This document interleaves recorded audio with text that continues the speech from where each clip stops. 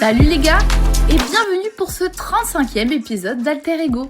Si jamais tu n'as pas vu le dernier épisode, c'était sur Werenoi et Amy Winehouse. Aujourd'hui, on va parler de Diams et Nina Simone. L'une vient de Chypre, l'autre de Caroline du Nord. Deux destins séparés par le temps, la langue et la couleur de peau, mais unis par une même flamme, celle de femmes qui ont voulu transformer la douleur en beauté. Diams et Nina Simone, ce sont des voix qu'on n'oublie pas, parce qu'elles ne cherchent pas à plaire, mais à dire la vérité même quand elle dérange, à dire le mal-être, la colère, l'amour, la foi. Elles ont tout donné à la musique avant de s'en détourner pour se sauver elles-mêmes. Dans leur art, il n'y a pas de posture, seulement une urgence. Elles ont vécu l'exposition médiatique comme une brûlure, mais aussi comme une révélation.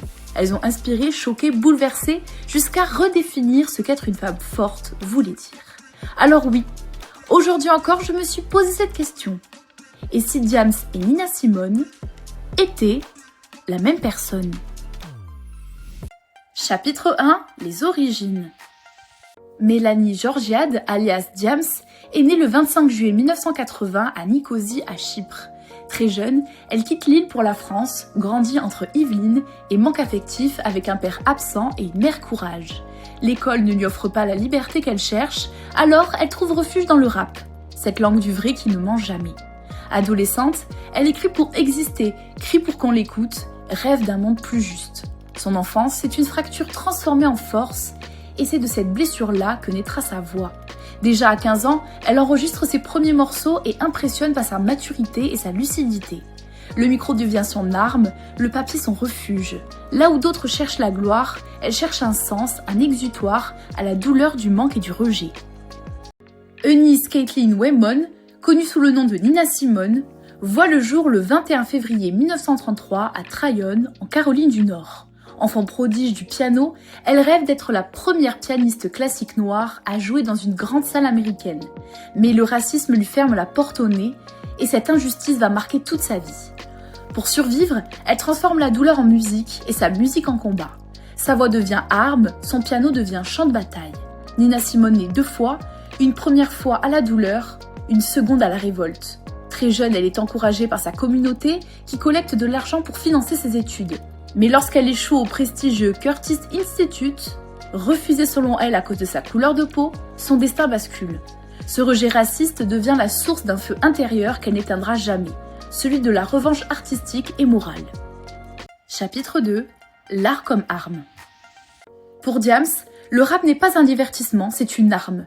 Une manière de parler des invisibles, des colères, des blessures qu'on cache. Ses textes frappent comme des poings, mais soignent comme des prières. À travers des morceaux comme Ma France à moi ou La Boulette, elle fait du micro un mégaphone pour toute une génération oubliée.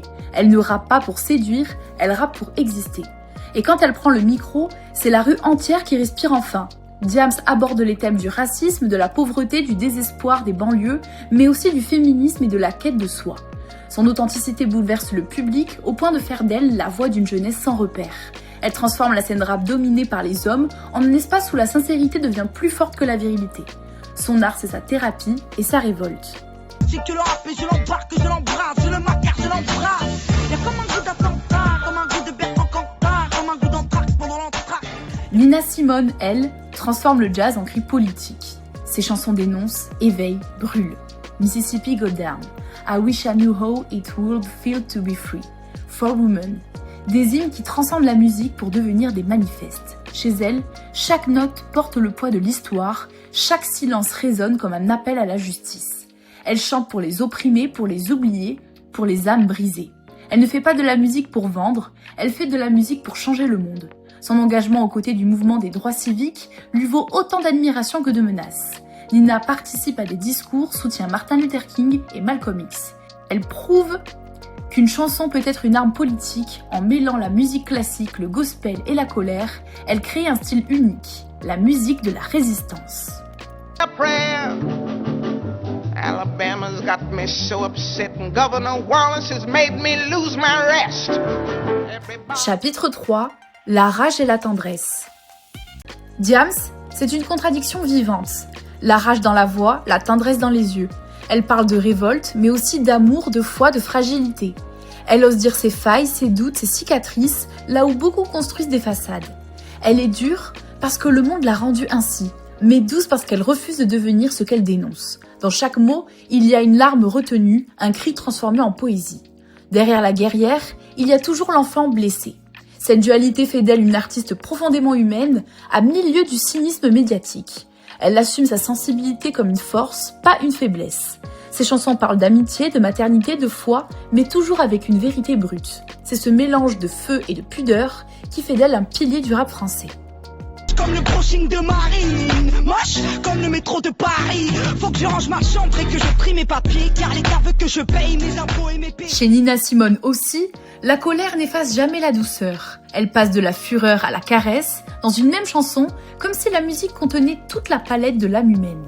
Elle peut hurler contre l'injustice puis chuchoter l'amour dans la même respiration. Ses concerts sont des tempêtes d'émotions, des vagues où l'on se noie et où l'on renaît. Sous la légende, il y a une femme hypersensible, vulnérable, imprévisible. Et c'est précisément cette tension entre force et fragilité qui fait d'elle une icône éternelle. Derrière la militante, il y a la romantique qui chante « I love you Porgy ». Derrière la diva, il y a l'artiste qui doute de tout, sauf de la musique. Son intensité scénique pouvait virer à la crise, mais c'est aussi ce qui rendait chaque performance unique. Chez Nina, la musique n'était jamais un spectacle, c'était une confession.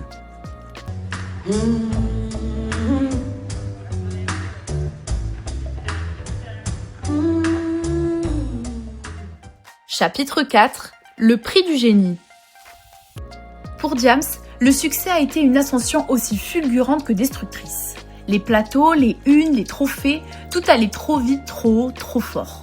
Derrière le sourire médiatique, elle s'effondre en silence, étouffée par la pression et les faux semblants. La gloire lui a tout donné, sauf ce qu'elle cherchait vraiment, la paix intérieure.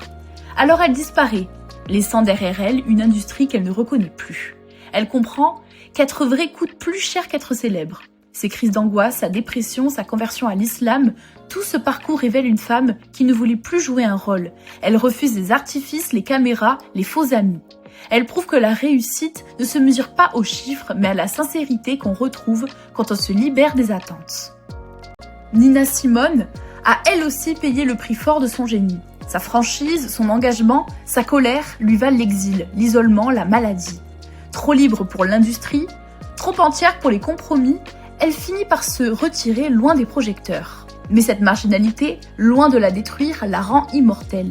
Car Nina ne voulait pas plaire, elle voulait faire vibrer les consciences. Et les vrais artistes ne meurent jamais vraiment. Ils s'effacent pour mieux hanter nos âmes. Elle a souffert d'instabilité mentale, de crises de colère incontrôlées et d'une profonde solitude. Les projecteurs ne comprenaient plus sa vision, les médias la jugeaient ingérable. Pourtant, c'est dans cette zone d'ombre qu'elle compose ses morceaux les plus poignants. Son génie, c'était sa malédiction autant que son héritage. Chapitre 5. La fuite vers la paix. Après avoir tout connu, Diams choisit la paix. Elle se reconvertit, se ressente, se reconstruit. La musique devient souvenir, la foi devient boussole. Elle fonde une association, écrit, témoigne, mais toujours avec pudeur. Plus de buzz, plus d'ego, juste une femme qui apprend à vivre. Son plus grand album, finalement, c'est sa renaissance. Son autobiographie Mélanie devient un best-seller, preuve que son histoire touche bien au-delà du rap. Elle n'essaie pas de justifier son départ, elle l'explique avec sagesse. Diams n'a pas disparu, elle s'est simplement trouvée. Et dans une époque obsédée par la visibilité, elle rappelle que le vrai courage, c'est de disparaître par choix. Nina Simone aussi finit par fuir le vacarme du monde. Elle s'exile en Afrique puis en France, cherchant un lieu où on ne lui demande plus de jouer un rôle. Dans le calme, elle retrouve l'essence même de sa musique, la liberté. Loin du regard des autres, elle redevient Eunice, la petite fille qui rêvait de piano. Sa fuite n'est pas une défaite, c'est un acte de résistance, car parfois, se taire est la plus belle des réponses. Dans le sud de la France, à Carry-le-Rouet, elle vit simplement loin des projecteurs et des illusions. Ses derniers concerts sont rares, mais habités d'une émotion brute. Elle finit par trouver dans l'exil ce que l'Amérique lui avait refusé, la paix d'être enfin elle-même. Chapitre 6. L'héritage des légendes. Aujourd'hui, Diams s'inspire encore, mais autrement.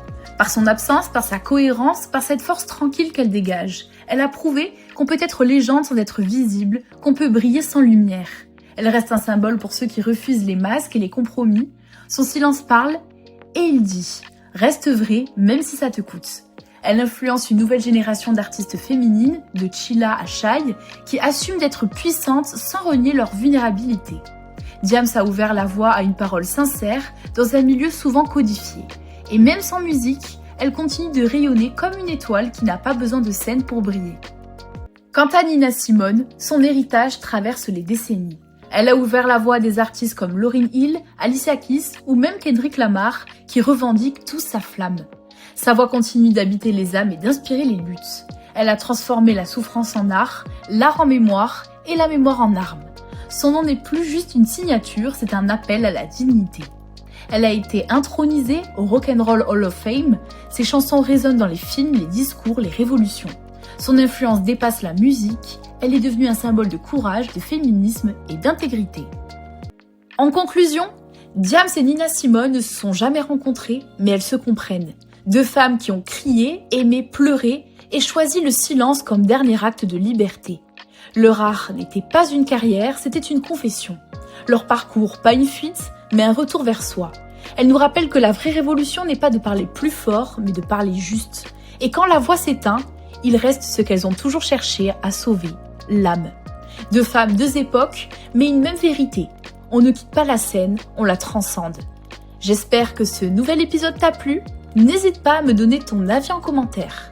Dans le prochain épisode, on parlera d'un soldat du bitume au flot tranchant. Masque sur le visage et rage au micro, prêt à faire trembler la scène et à retourner chaque rue en hymne. Oui, tu l'auras compris, on parlera de Kalash criminel. Mais à ton avis, qui peut être son alter ego ? À très bientôt.